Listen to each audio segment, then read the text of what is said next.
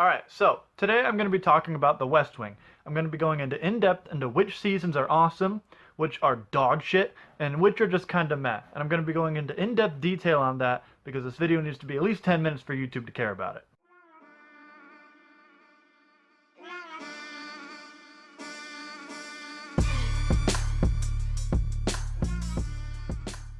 Now, I'm a huge fan of The West Wing. If you've seen any of my videos on TV shows, or specifically political TV shows, I've referenced The West Wing and I've talked about it a lot. I use it as a benchmark in what TV shows about politics can be. When I watch shows like House of Cards, or Madam Secretary, or The Newsroom to an extent, or even Veep, I use The West Wing as kind of a benchmark of what it could be. And it's a reason why, if you watch some of my other videos about those shows, I'm quite disappointed in them, because a show already came out in the late 90s that is the best of this genre of television. But at a certain point of watching The West Wing, I got bored. And that certain point is exactly the end of season 4 and the start of season 5, when the main showrunner and director and even one of the main actors left the show, and the show floundered. And it took me a very long time to finish it. I started watching this show probably 6-7 years ago, and I didn't actually even finish it until earlier of last year in 2019, when I just had a lot of time on my hands. And I kind of regret doing that,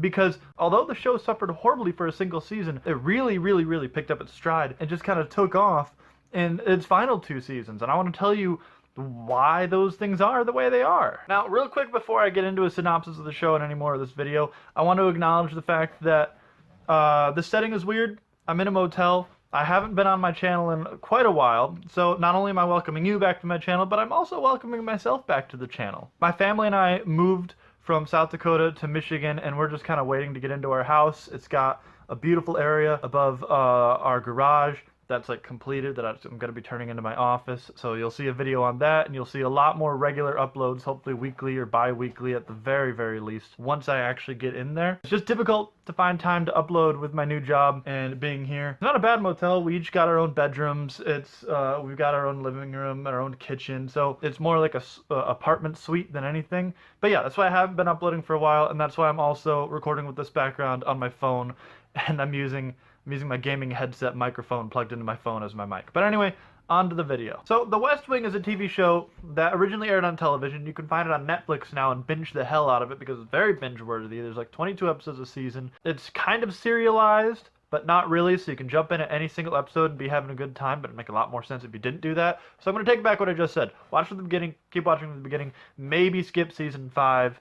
I'll tell you a little bit about season 5 if you do want to skip season 5, because it's rough. So I'm going to read what IMDb says is the synopsis of The West Wing, and then I'll tell you a little bit myself of what I think about it. So IMDb says, cutthroat presidential advisors that get their personal lives hopelessly tangled up with professional duties as they try to conduct the business of running a country.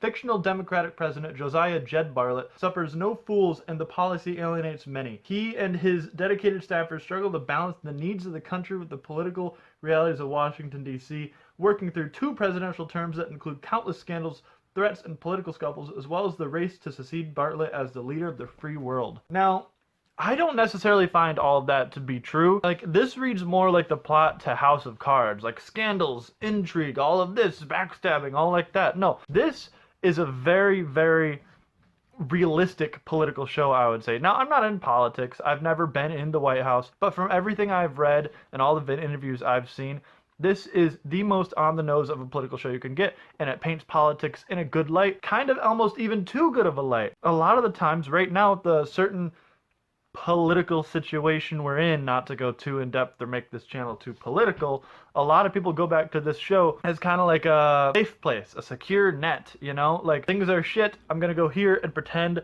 this is what's going on in the White House right now instead of what's actually going on in the White House right now. Again, I don't want to get too political, but The West Wing really paints politics in a different light than shows like House of Cards do, or shows that came before it. You'll hear a lot of people talk about how people in Washington were huge into The West Wing when it first came out, because it showed them as being hard workers, caring people that are doing what they believe is right for the country just because they have people's best interest at heart, because that's what you get out of this. These are people that sacrifice their livelihood, their social lives, for what they think is right. So people will used to watch this show and it painted politicians in a different light. Now is painting politicians horribly. When you go watch any movie or TV show, they're just greedy backstabbers trying to get power and retain power. Like, if you've ever seen House of Cards, why would you ever trust a single fucking politician off of anything you see from House of Cards? When this, like, I would love to sit down with Jed Bartlet, the president, and just talk with him for hours. Now, Aaron Sorkin is the creator of The West Wing. Now, if you don't know Aaron Sorkin, he's created The West Wing, The Newsroom, Sports Night. I believe he also did The Social Network, and Studio 60 on the Sunset Strip directly after this. I knew I was forgetting something, and there's probably other amazing things from his. He's considered one of the hardest working writers in all of LA. And he creates shows like The West Wing, these fast-paced emotional dramas that never really leave the office. They never really leave the workplace. They're intriguing, and they give you adrenaline rushes, and they leave you on the edge of your seat and with the cliffhangers. And it's these smart people talking fast about things that are way smarter than me. Things that should go over my head, but I never really feel like the show is talking down to me or making me feel like an idiot. They're talking about policy changes and legislation and Congress and the Supreme Court justices. Things that I understand now, but at the time, would have gone way over my head and did go way over my head. I never feel stupid while doing it, and I find that to be absolutely amazing, and it's something that the show starts to lack later on once Sorkin leaves, but I'll get to that in a minute. Now, every single amazing thing that I've said about this show is about seasons 1 through 4. After seasons 1 through 4, this is an entirely different show. At the end of season 4, not only does Aaron Sorkin leave the show, but Tommy Schlamme, who's directed almost every single episode, while Aaron Sorkin has written literally every single episode, which is unheard of for two people to take the reins of a television show like this, they leave. But not only do they leave, Rob Lowe leaves, who was one of the people that drew people to this show, because, come on, he's Rob Lowe. How can you not watch anything with that beautiful specimen of a man? Like, could he be any more gorgeous? Oh, God. But they left the show at the end of season 4. And when season 5 picked up from an amazing, huge cliffhanger of the president's daughter being kidnapped and the president having to step down from office and have the Republican Speaker of the House take over because he doesn't have a vice president at the time because the vice president had a huge scandal go on and had to resign the vice presidency in disgrace, like, they blew that. They majorly blew that. I'm going to see if I can find a clip. I'm going to see if I can find a clip of the weirdest ass backward editing that goes against every single fiber of what this show is supposed to be in the first episode of season 5. Now, if I can't find it, the editing is something like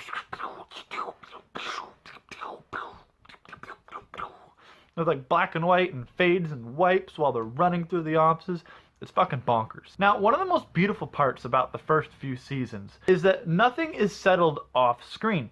Every single thing is settled on screen because Aaron Sorkin can handle the writing that it would take for these people to actually have the conversations in politics behind closed doors to make these laws and these difficult conversations about the president revealing to the country that he has MS and these beautiful, eloquent speeches. Aaron Sorkin can handle that. And nothing is handled off screen. It's not like they have this problem that they walk behind a door and it fades to black and then you know everything is fixed. Lesser writers will do that. Lesser shows do that. Even lesser political shows do that. And I don't necessarily blame them because it's hard to write, I understand. But Aaron Sorkin never had to do that. And then in the start of season 5, that's all they ever did, because those writers could not handle the bar Aaron had set. But not only that, the show had always put politics at the forefront. There are these two characters. Now, like when Zoe and Charlie split up, they split up off screen because the show is not about people's personal lives. Every now and then you get snippets of the personal lives. You see their personal lives when it bleeds into work, but the show is about the politics. It's about the office. It's about the work. So personal things are settled off screen. At the start of season 5, that flipped as well.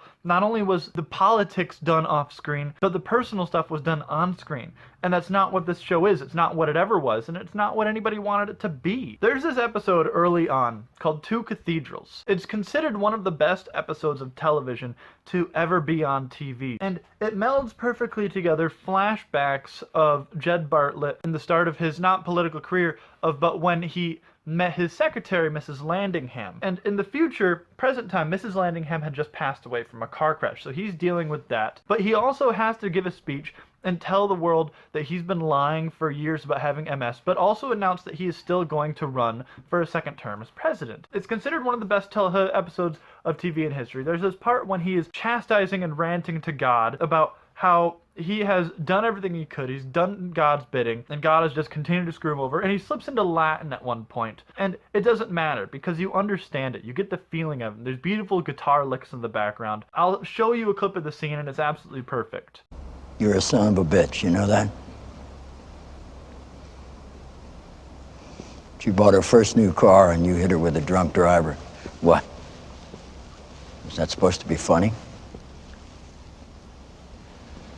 You can't conceive, nor can I, of the appalling strangeness of the mercy of God, says Graham Greene. I don't know whose ass he was kissing there, because I think you're just vindictive. What was Josh Lyman? A warning shot? That was my son. What did I ever do to yours but praise his glory and praise his name? There's a tropical storm that's gaining speed and power. They say we haven't had a storm this bad since you took out that tender ship of mine in the North Atlantic last year. 68 crew. You know what a tender ship does? Fixes the other ships. Doesn't even carry guns, just goes around, fixes the other ships, and delivers the mail. That's all it can do. Gracias, tibiago domine. Yes, I lied. It was a sin. I've committed many sins. Have I displeased you, you feckless thug? 3.8 million new jobs, that wasn't good. Bailed out Mexico, increased foreign trade, 30 million new acres of land for conservation. Put Mendoza on the bench. We're not fighting a war. I've raised 3 children. That's not enough to buy me out of the doghouse? Hey, Kratom Adeo Pio. Adeo Justo, Adeo Shito, Cruciatos in crucem. Tuus in terra servos nuntias fui, officium perfecce. Cruciatos in crucem, eas in crucem.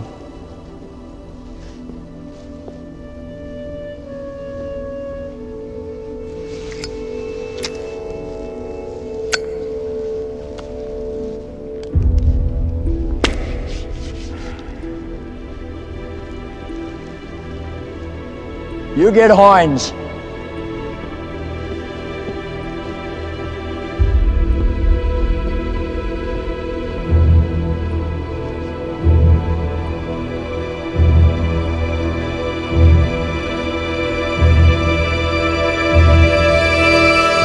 Now, the best way I could compare that, they can't do that post-season 4. There's nothing like that ever again. You will never see anything like that ever again on television. If they were to try to do that season 4, it'd look something like this.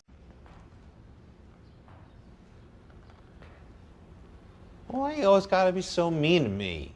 Now, I don't want to go too far and say that season 5 is like the last season of Game of Thrones, because they had some weird-ass choices there, and they could not handle the dialogue from the first seasons either. But it is very, very similar, and it's a good way for me to explain it. Now, partway through season 6, it realizes something. I think they realize that they can't pull off what the show used to be, so it cannot be what the show used to be, so they pull what I like to call the 100 maneuver. Now, the show The 100 on CW, great show, does this thing every season, or every other season, but usually every season, where it completely changes what the show even is. It is no longer even that same show anymore, so it's interesting. You could not like one season, you're like, yeah, but I gotta come back for the next season because it's gonna be completely different, and it's perfect, and I love it. In season 6, they do just that. They switch over to Josh Lyman kind of being the main character of the show. He discovers Matt Santos and wants him to become the next president of the United States. So this show no longer becomes about the West Wing in the White House. It becomes about the primary,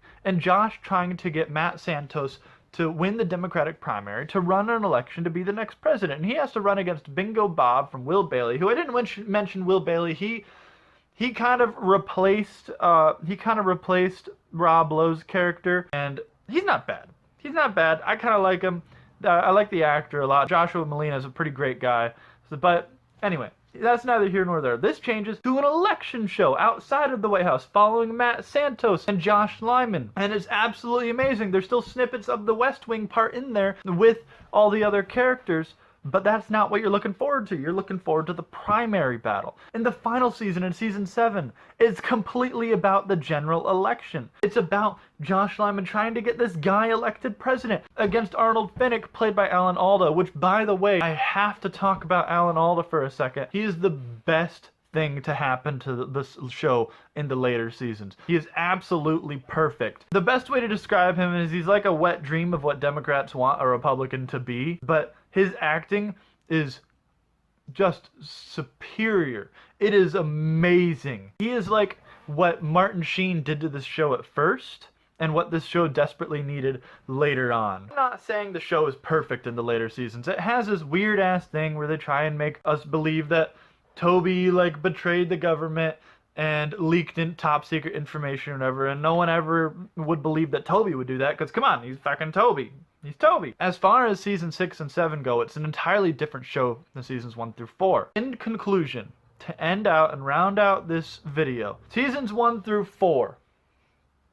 Seasons 1 through 4, awesome. Season 5, dog shit. Season 6 and 7, still pretty darn good, but not the West Wing. But still really darn good. So, anyway, thanks for watching, guys. I'll make sure to upload more often once I get into my house. I might not be able to make another video until I do get into my house and set up my office, but make sure to check back often and see if I do watch some of my other videos. But thanks for watching. Make sure to like, comment, subscribe. Check out my other videos. Bye.